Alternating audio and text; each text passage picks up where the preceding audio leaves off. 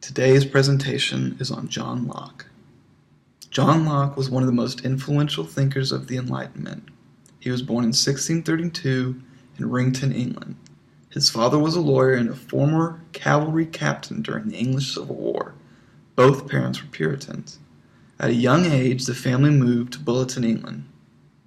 As a child and throughout his life, Locke battled with health issues, most notably asthma. For his schooling, John Locke attended Westminster in London. His father's former commander, Alexander Popham, who was now a member of Parliament, secured his admittance into the prestigious Westminster.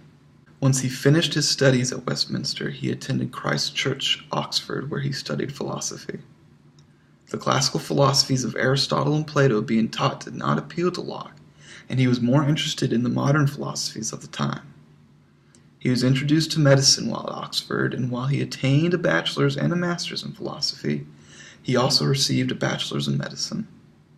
While at Oxford, he was in contact with many influential scientists, including some of the founding members of the Royal Society, of which he would eventually become a member. Also while at Oxford, he cared for Lord Ashley Ashton Cooper, 1st Earl of Shaftesbury, who was seeking treatment at the time. So impressed was Lord Cooper that he invited Locke to join him as his personal physician. While in the services of Lord Cooper, Locke studied medicine under Thomas Sydenham. Sydenham was one of many influences on Locke. Sydenham's views on the nature of God likely made a strong impression on John Locke's philosophical thinking at the time. It was around this time that Locke composed his 2 treatises of government, which laid out Locke's beliefs in natural rights and contract theory. While his association with Lord Cooper provided Locke many benefits, eventually the Lord's political career suffered, and a rumor of association in the Rye House plot forced Locke to take up exile in Holland. His time in Holland also greatly influenced him, and eventually Locke returned to England after the Glorious Revolution. The large portion of his work was published after his return. One of Locke's major contributions was the theory of inalienable natural rights as a part of the social contract. He distinguished life, liberty, and property as rights that cannot be relinquished under the social contract. It was these ideas that formed the base of the American Revolutionary Movement that helped lay the path towards American independence. Locke's definition of property and liberty became especially popular amongst those who were opposed to monarchical oppression. Since people were endowed with the rights of life, liberty, and property from birth, the power of monarchs diminished and became dispersed amongst the populace. Locke's views on property as a product of a person's labor may have provided some foundation for both Adam Smith's capitalism and Marxist socialism. He also stated that the ruler who loses the people's support might be removed. While Locke's ideas are a part of the larger argument for a social contract, he proposed that the state of nature would be sufficient to govern society and keep the peace, not the authority of the government. This was opposed to other social contract supporters such as Thomas Hobbes, who took a much darker view on human nature. Hobbes' state of human nature was that of fear and selfishness. Hobbes therefore thought man should surrender certain liberties in order to maintain others, starkly contrasting Locke's view that in the state of nature, man is governed by morality. Influences on Locke are wide and varied, with no one influence standing out as a base for his views. In his own life, he was constantly surrounded by great minds of the time. During his university years, he was heavily influenced by the philosophies of René Descartes, even though he did not view them without fault. He was mainly influenced by Descartes' emphasis on the existence of God from a rational or scientific perspective.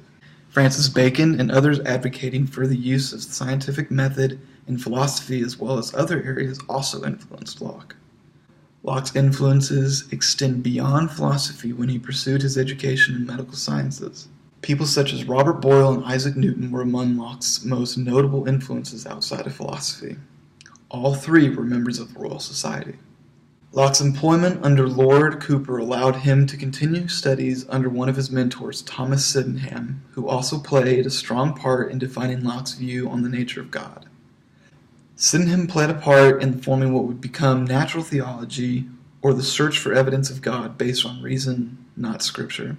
Locke's exile in Holland also put him in contact with the many philosophers and their circles at the time.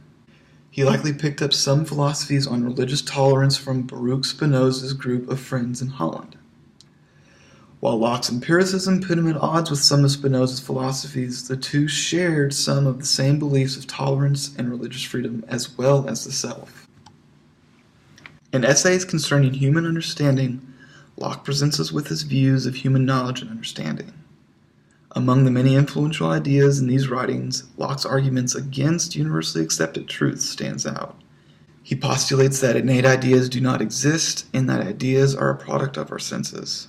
His concept of a blank slate that is filled in as we age and perceive the world around us was the culmination of these arguments. It is in these writings that we see the beginnings of Locke's influential empiricist views on knowledge and understanding.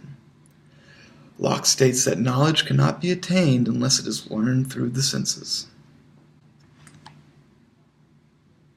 Among Locke's other influential writings were his writings to a friend who had asked how they should educate their child. While it was more of a combination of new ideas circulating at the time, his Some Thoughts Concerning Education were regarded as the model of education up until the late 18th century. These writings cover every aspect of education from discipline to exercise and play, the end result of which is a young gentleman versed in all the important subjects of the time who naturally seeks knowledge and understanding. Locke emphasizes removing the culture of fear in education where fear is a motivator. Instead, he focuses on creating a respect for one's parents and superiors so the children may strive to better themselves.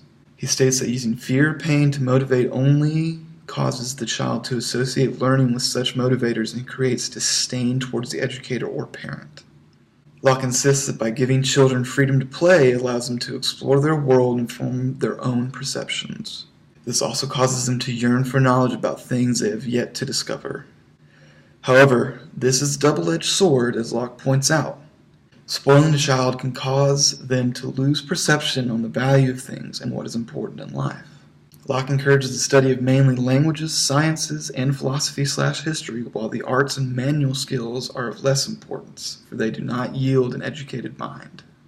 It is at the end of his writings that Locke states that despite his advice, each child is different, and to treat them as the same would be detrimental. In a way, he acknowledges that despite his advice, the parents or educator must judge how to apply the knowledge he imparts upon them.